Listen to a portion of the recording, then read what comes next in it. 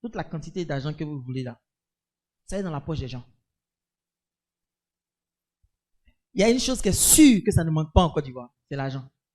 L'argent là, ça ne manque pas. Il y a plus d'argent que d'Ivoiriens. Quand on dit que la Côte d'Ivoire a un budget peut-être de 8 000 milliards, on est combien? On est 30 millions. On peut prendre 8 000 milliards, on peut diviser, puis on donne un peu à chacun. Donc, ce n'est pas l'argent qui manque. Et même si l'argent finissait en Côte d'Ivoire, vous savez ce qu'on fait? Cana, il y a l'argent là-bas. Ok? Donc, après, maintenant, il faut changer de mindset en se disant, je cherche l'argent. On ne cherche pas l'argent, en fait. On collecte. On collecte. Ils ont déjà l'argent. Vous leur donnez une raison suffisante pour que ça quitte leur poche pour venir chez vous.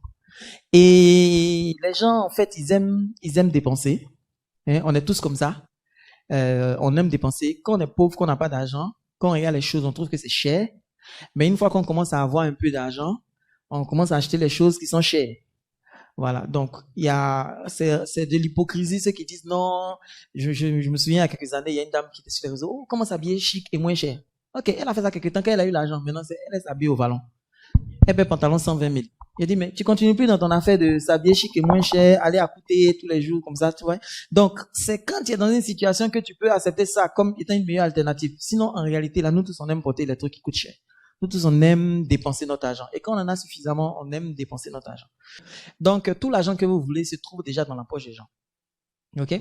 Voilà. Maintenant, il faut comprendre dans les lois de l'argent que pour que l'argent quitte chez quelqu'un pour venir chez vous, il faut que vous utilisez l'une des lois de l'argent qu'on appelle la loi de l'échange. Donc, vous devez échanger quelque chose qui a de la valeur pour cette personne contre son argent.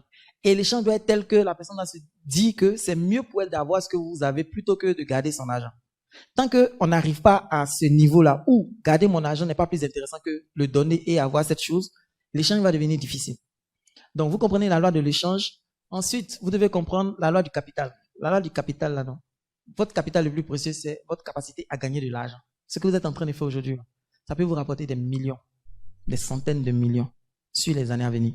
Peut-être même si cette année, ça peut vous rapporter peut-être des centaines de millions. Je ne sais pas ce que vous vendez. Quand vous allez à la boulangerie, la dame qui est là, est-ce que c'est une vendeuse? Une serveuse. Ok, mais est-ce qu'elle souffre pour vendre? Non. Quand vous allez à la pharmacie, les dames vous trouvez là-bas, ce sont des quoi? Ce sont des vendeuses. Est-ce qu'elles souffrent pour vendre? Vous voulez vous déplacer d'ici, vous voulez aller à Yopougon. Vous arrêtez un taxi. Ils souffrent pour vendre. Donc, est-ce que normalement la vente c'est difficile? C'est pas difficile. La vente c'est la chose la plus simple possible.